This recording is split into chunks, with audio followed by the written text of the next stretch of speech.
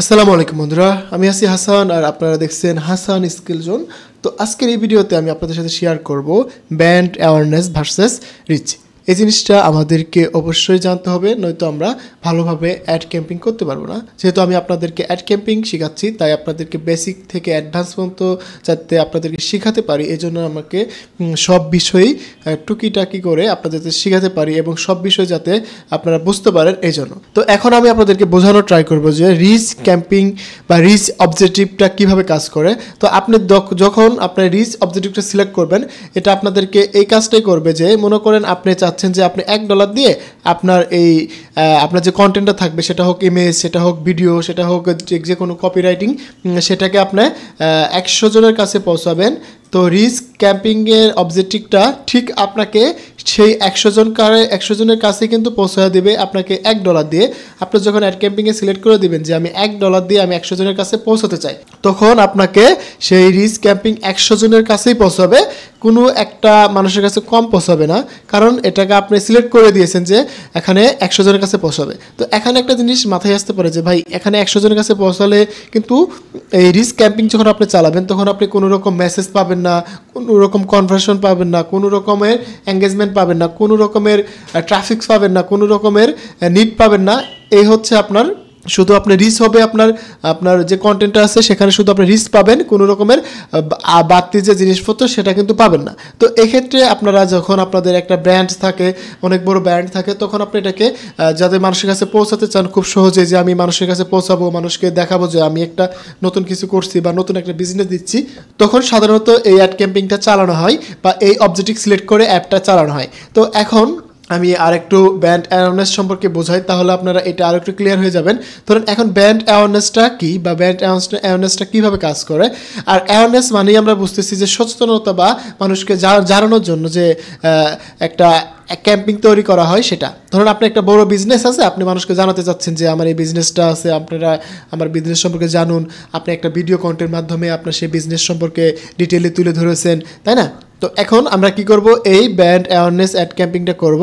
এই ব্র্যান্ড অ্যাওয়ারনেসও কিন্তু আপনাকে $1 দিয়ে 100 জনের কাছে পৌঁছাবে, কিন্তু সে কি করবে যে 100 জনের কাছে ঠিকই পৌঁছাবে, তখন আপনার কাছে মাল্টিপুল টাইমে সেই মানুষগুলোর কাছে অ্যাড যাবে।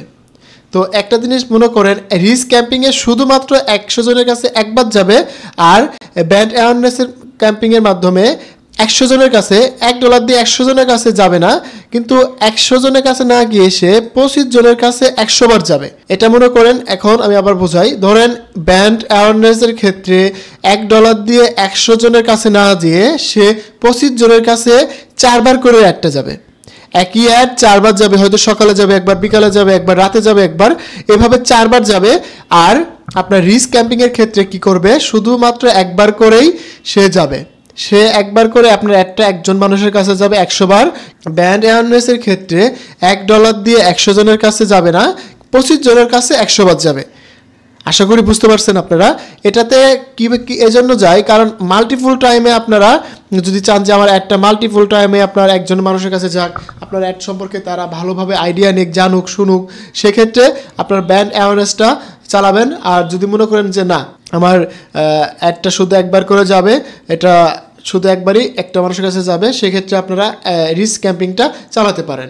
তো এখন এই দুটার মধ্যে লাভ কী বা দুটার মধ্যে কোনটা আপনি চালাবেন? তো এটা হচ্ছে, যদি আপনি ব্র্যান্ড অ্যাওয়ারনেসটা চালান, সেক্ষেত্রে হবে কি, আপনার এই ব্র্যান্ড অ্যাওয়ারনেসের মাধ্যমে আপনার যে প্রোডাক্ট আছে বা আপনার যে ব্র্যান্ডটা আছে সে সম্পর্কে মানুষ খুব তাড়াতাড়ি জানতে পারবে।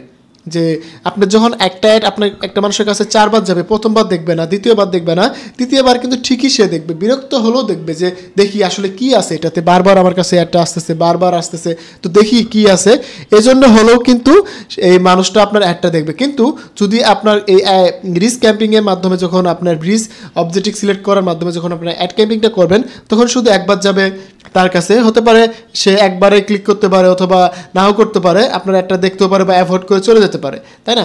তো এখন যদি মনে করেন যে আমার ব্র্যান্ডকে আমি খুবই তাড়াতাড়ি মানুষের কাছে পৌঁছাতে চাই, মানুষকে জানাতে চাই, সেই ক্ষেত্রে আপনাকে ব্র্যান্ড অ্যাওয়ারনেসটা সিলেক্ট করতে হবে।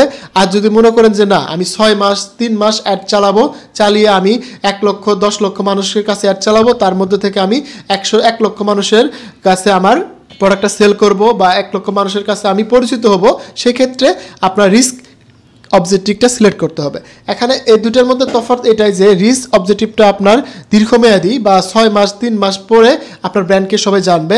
আর যদি ব্র্যান্ড অ্যাওয়ারনেসটা চালান সেক্ষেত্রে আপনার খুবই তাড়াতাড়ি 2 মাস লাগবে না, আপনার একদিনেই বা একটা অ্যাড যখন একটা ইউজারের কাছে যাবে অটোমেটিকলি সে আপনার প্রথমেই আপনার অ্যাড সম্পর্কে সে জেনে যাবে, কারণ তার কাছে 4বার 5বার করে একটা অ্যাড যাচ্ছে, সেই ক্ষেত্রে সে জেনে যাবে। কিন্তু আপনি যখন এই অ্যাওয়ারনেসটা চালাবেন, রিচ ক্যাম্পিংটা চালাবেন, তখন কিন্তু সে এইভাবে যাবে না বা জানবে না।